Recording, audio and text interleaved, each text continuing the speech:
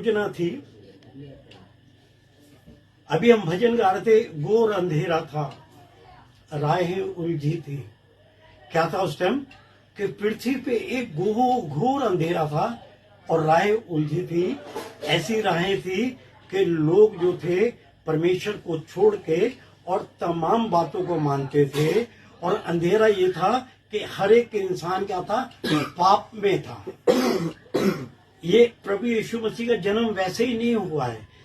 प्रभु यीशु मसीह के आने से पहले बहुत से भविष्य वक्ता परमेश्वर ने भेजे और भविष्य वक्ताओं ने अपना पूरा काम किया, मगर नहीं समझे वो। मगर जब ये बात हुई कि अब कौन जाएगा, जब परमेश्वर ने ऐसी योजना बनाई, प्रभु ने कहा अब मैं जाऊंगा। और प्रभु का आना एक बड़ा अद्भुत तरीके से आना है। जैसे हम पीछे पढ़ रहे थे कि एक स्वर्गदूत आया और मां मरियम के ऊपर उसने वचन दिया, परमेश्वर का वचन बोला, सारी बातें बोली। और किस तरीके से उसने बताया कि परम प्रधान परमेश्वर का अनुग्रह तुझ पर हुआ है। क्या हुआ है? उसका पवित्र आत्मा तुझ पर उतरा है। परमेश्वर का पवित्र आत्मा तुझ पर उतरा है, तुझ पर एक बड़ा अनुग्रह हुआ है। और मैं लास्ट उसमें बता चुका कि किस तरीके से उन दिनों में यरूशलेम के अंदर तमाम कुंवारी लड़कियां अपने आप को पवित्र करके रखा हुआ था। मगर परमेश्वर की योजनाएं बिल्कुल एक डिफरेंट होती है। एक इस तरीके की होती है कि इंसान उस बात को समझ नहीं पाता है, उस बात को हमेशा क्या करता है, इग्नोर कर देता है। हम लोग अक्सर परमेश्वर के वचन को इग्नोर कर देते हैं, जो कि नहीं करना है, क्योंकि उसने लिखा है आसमान और जमीन टल सकती है मगर मेरा वचन नहीं टल सकता है।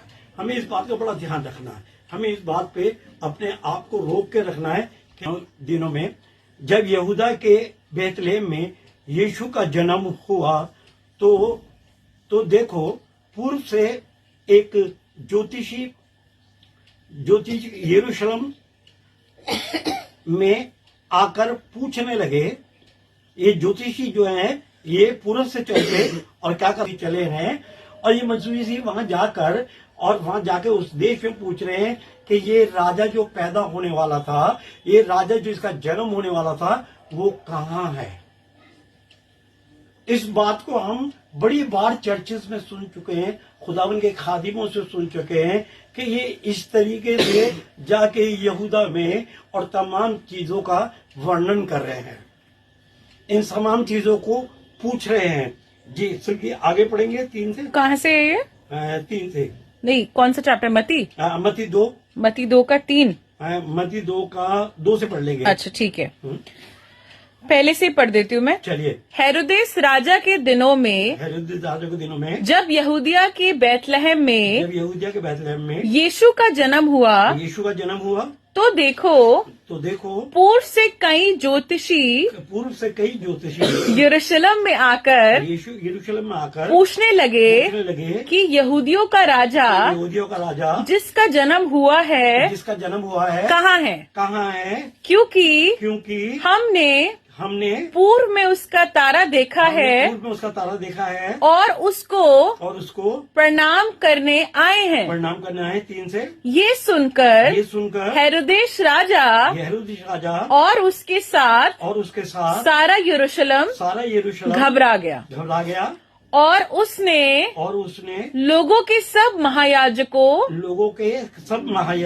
और शास्त्रियों को इकट्ठा करके उनसे पूछा कि मसीह का जन्म कहाँ होना चाहिए।